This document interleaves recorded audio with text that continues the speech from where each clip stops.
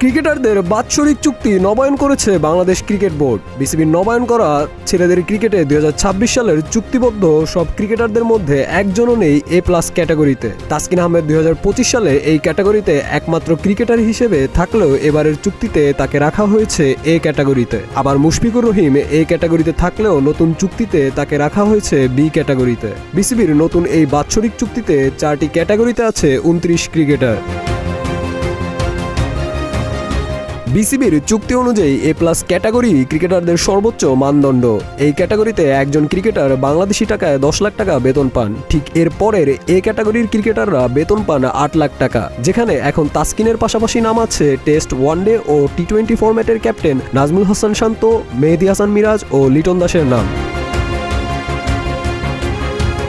ক্রিক ইনফোর ভাষ্য, তাসকিনের চুক্তির এমন অবনমনের বিষয়টি এখনও পরিষ্কার নয়। যদিও তার বোলিং পারফরমেন্সের তেমন কোনো বৈরিতা পাওয়া যায়নি। এর আগে জানা যায় 3 ফরম্যাট থেকেই তাসকিনের ওয়ার্কলোড কমিয়েছে টিম ম্যানেজমেন্ট।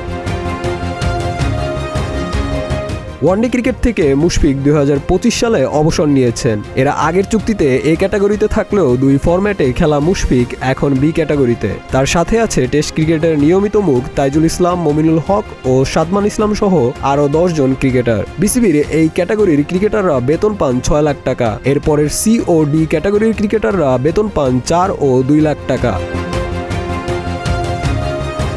শাহরিয়ার হোসেন সৌরভ, প্রতিদিনের বাংলাদেশ।